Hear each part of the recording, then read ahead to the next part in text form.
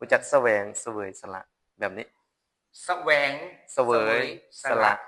ปีใหม่ฝ่าใหม่ขน่อยมาถวายนำแล้วก็เครื่องใส่สำหรับพระเป็นการสละกิเลสสละวัตถุแล้วก็ขออนุญาตหับศีลหับธรรมนำพันเตไปดำรงชีวิตบ่ให้เครียดแล้วก็ทับในการใช้ชีวิตครูในขณะชาติปีใหม่ในขณะปีใหม่ฟ้าใหม่เนาะโดยปีใหม่ฟ้าใหม่ธรรมะสำหรับปีใหม่ฟ้าใหม่เนาะเอิ้นว่าการทำงานที่มีความสุขว่าซั่นเถาะพระเจ้าก็บอกว่าถ้ามีธรรม4ข้อนี้เนาะเพิ่นบอกว่า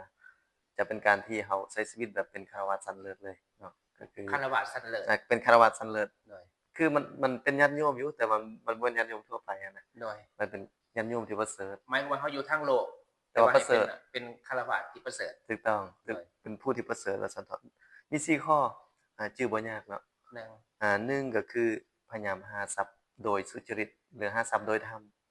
หาทรัพย์โดยสุจริตหรือว่าโดยธรรมแม่นบ่ผิดกฎหมายบ่ผิดบ้านผ่านเมืองถูกต้องแบบนี้เลยเนาะแบบนี้เลยอันนี้คือข้อหนึ่งคันเฮาหาแบบนี้แล้วบ่เดือดร้อนนี่ได้ทรัพย์มาก็บ่เดือดร้อนเขาเอิ้นว่าเป็นเงินบ่ร้อนอะนะ โดย บ่แม่นเงินร้อนอะนะ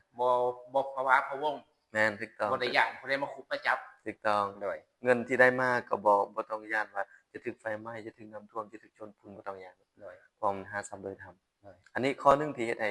ได้มาแล้วแบบบ่เคร่งเครียด โดยนะ2ก็คือเพิ่นบอกว่าข้อที่2นี้เมื่อมีทรัพย์หรือได้ทรัพย์มาแล้วสมมุติเราได้เงินเดือนบ่หรือว่าได้เงินอันใดอันหนึ่งเพิ่นบอกอย่าลืมเจ้าของก็คือบำรุงตนเองได้ให้อยู่เป็นสุขบำรุงพ่อแม่บำรุงผัวบำรุงเมียซั่นน่ะให้เขาอยู่เป็นสุขบางเทื่อเรามักลืมเจ้าของนะได้มาแล้วก็แสดงว่าเอาเจ้าของก่อนเอาเจ้าของก่อนเพิ่นให้เอาเจ้าของก่อนโดยแล้วจึงค่อยพ่อแม่แล้วจึงค่อยบุตรภรรยาสามีแบบนี้ฐานบริบาลถูกต้องไปตามลำดับ แต่เพิ่นบอกว่าผู้ทำอิฐก็คือเจ้าของให้รางวัลเจ้าของก่อนถูกต้องหมายความว่าคันแม่นกินอาหารดีก็อาหารสุขภาพให้ตัวเองก่อนถูกต้องเหลือตัวเองยังคอยมาเบิ่งแย่งผู้มีครับพระคุณคือผู้มีพระคุณคือต่อไปพ่อกับแม่ถูกต้องหลังจากพ่อกับแม่แล้วถ้าหากผัวก็ต้องแม่นให้เมียถูกต้องถ้าเมียก็แม่นเบิ่งแย่งผัวเบิ่งเยี่ยมครัวถูถักต้องดลงไปจังค่อยแม่นอ่าคลูกนใส่คนงานหรือว่าลักษณะนี้อาหมู่คู่เสร็จแล้วแต่คันเขาจะเฮ็ดซี้นะเออแล้วคันเฮ็ดแบบนี้นี่เพิ่นบอกว่าเจ้าบ่เคร่งเครียดด้วยตัวเจ้าเองได้มาแล้วก็บ่ตำหนิเจ้าของแล้วก็คนที่อยู่นำเราเขาก็แสดงว่าบ่ได้เห็นว่าเราเป็นคนผู้ใดผิดที่หาเงินมาได้เนี่ยเน้นเอาลูกก่อนตัวเองเนี่ยก็แนวใดก็บ่ถูกตามคำสอนนี่เนาะครับแนวใดแนวใด เอายกตัวอย่างมาได้เงินมาจะได้ให้ลูกอยู่ดีกินดีก่อนตัวเองบ่ได้กินดีก็อย่ามานี่นะตอนนี้เพิ่นก็บอกว่าลืมเจ้าของได้เห็นบ่เวลาเขาลืมเจ้าของแล้วเป็นจังไดมันก็มีความเคร่งเครียดในสมมุติว่าเฮาอ่อนแอเนาะเฮาสิเอาแรงใช้ไปหาต่อถูกต้องถูกต้องมันก็เป็นลักษณะนี้เลยได้แล้วต่อมาบัดนี้เนาะต่อมาเพิ่นบอกว่าข้อที่3นี่ข้อที่3เนาะเพิ่นบอกว่าเมื่อได้มาแล้วรู้จักบำเพ็ญบุญตามกาลโอกาสนะรู้จักบำเพ็ญบุญเนาะ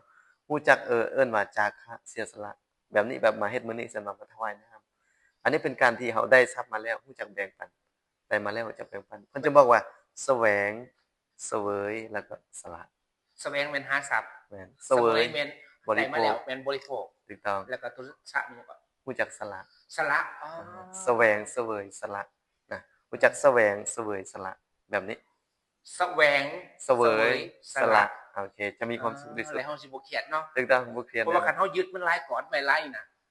มันสิห่วงหลายบ่คั่นน่ะถูกต้องแน่นอน